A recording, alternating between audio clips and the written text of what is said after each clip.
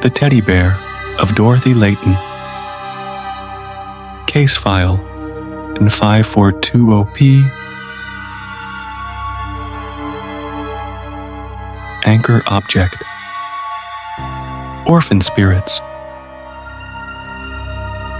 Nun apparition. Mother Monroe. Warning. Viewer discretion is advised. This story may deeply affect sensitive listeners.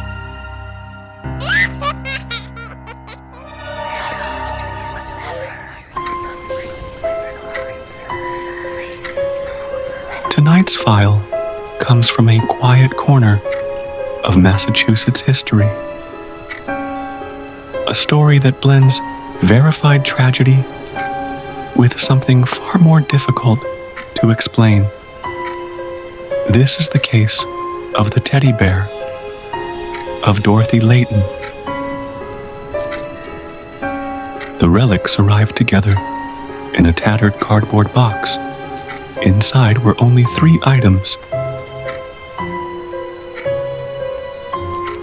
a soft teddy bear, fur worn smooth by years of handling,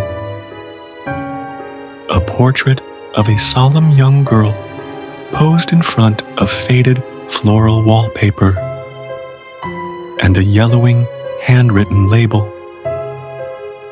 Mother Monroe's sister, Dorothy Leighton, passed away in an orphanage in Mass.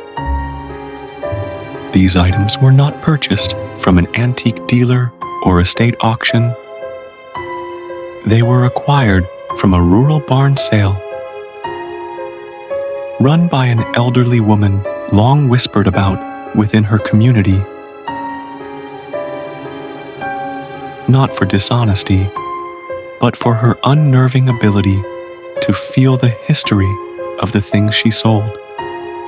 Religious items, mourning pieces, objects families quietly discarded when they wanted their homes to feel lighter.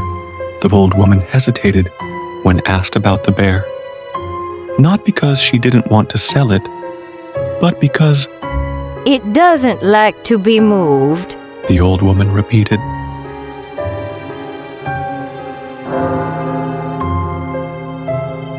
The truth behind the label begins with verified history. In 1918, the influenza epidemic devastated Boston's North End, striking without mercy and leaving hundreds of children orphaned in its wake.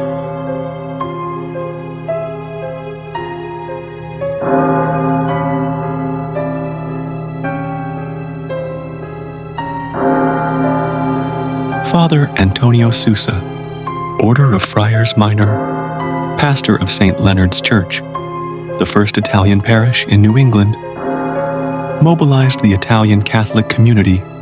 Sermons were preached. Letters were sent across the archdiocese. In 1919, 42 Italian-American citizens organized a board of directors for a new refuge.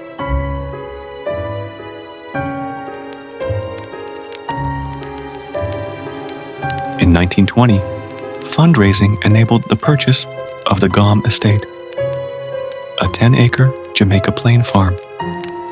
And on February 10th, 1921, the Home for Italian Children officially opened with 30 young girls aged 4 to 14. The Sisters of the Missionary Franciscan Order of the Immaculate Conception operated the home. It was strict by necessity, underfunded, overcrowded. Children perished there. Their names, recorded only in fragile ledgers, slowly faded into obscurity.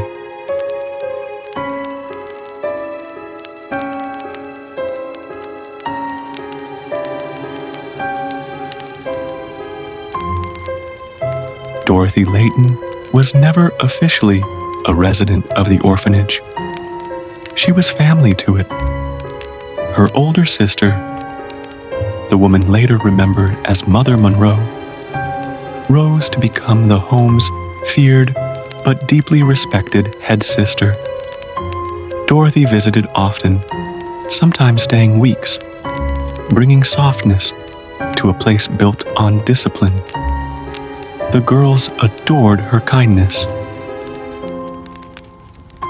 Then, abruptly, Dorothy became ill.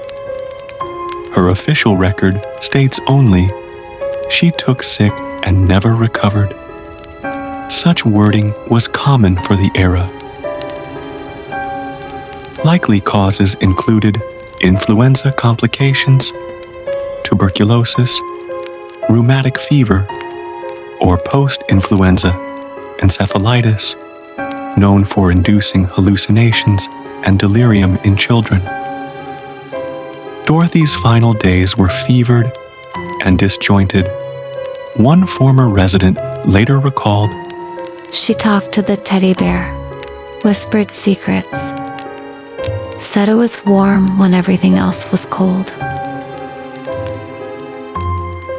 Dorothy passed later that winter, alone, except for the toy clutched against her chest.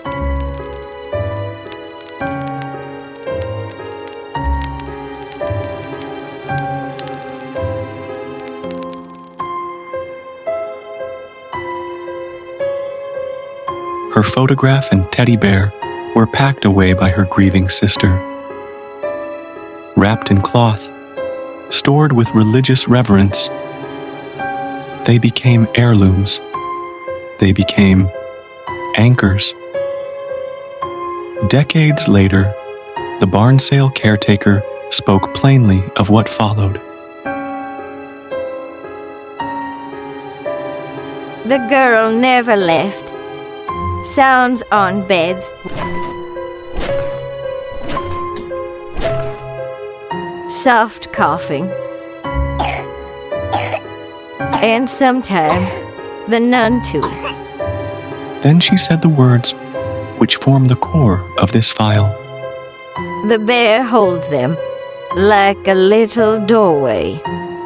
The collector placed the teddy bear beside Dorothy's photograph.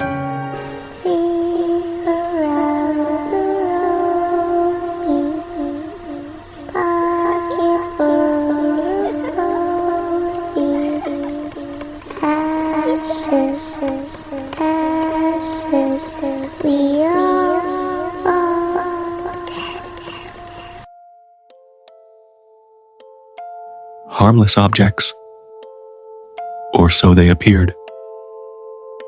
Then, the footsteps began.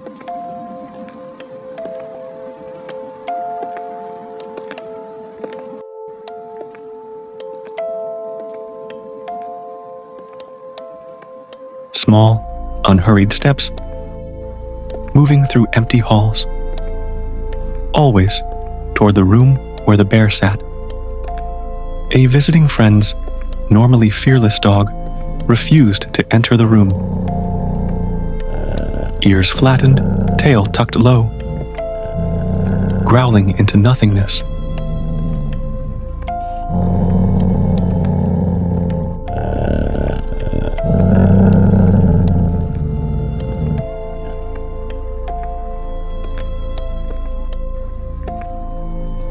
At night, the blankets beside the display slowly sank, as though someone small had climbed up to sit. Tugging followed, gentle pulls on clothing at first, then stronger when ignored.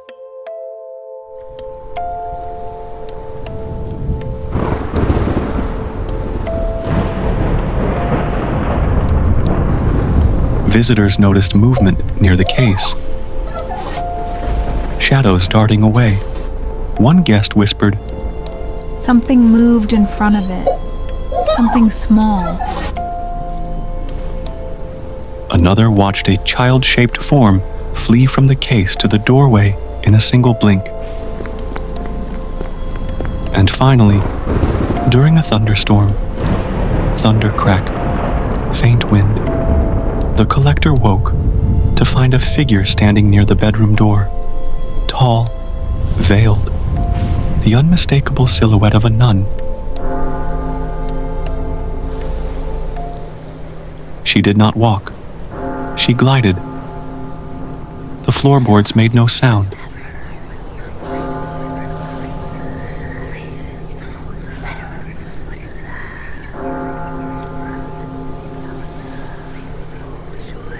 This relic is classified not as a simple haunted item, but as a portal vessel, a well-worn doorway through which orphan spirits appear to remain tethered. Dorothy clings. The children follow. And Mother Monroe watches over them all.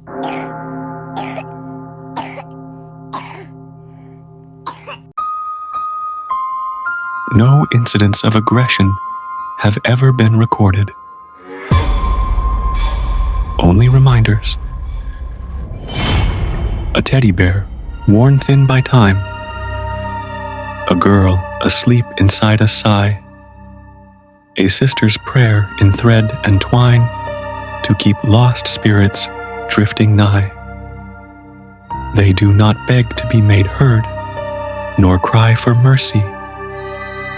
Hands outspread, they linger where the warmth once stirred, and wait for what their hearts once bled. Bare footsteps sigh where none should stand. Soft fingers brush the hollow air. Not to frighten, just remind of love once held in gentle care. They were children, pure and small. They were cherished long ago in a fur-stitched, fragile doorway in the shape of a bear. Still they stand and hold one another in loving care.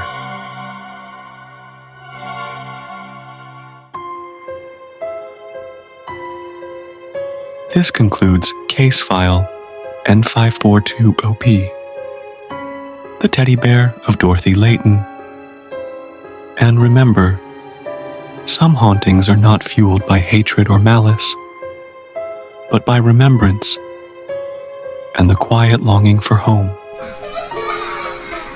If these whispers from the past reached your heart tonight, please hit that like button so the light keeps burning.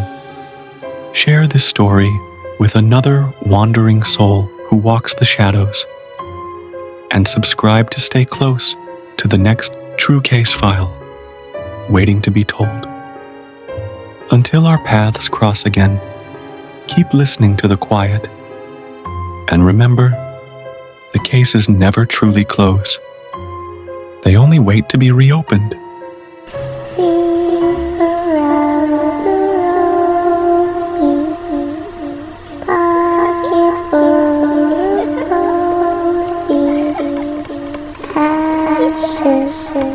Ashes.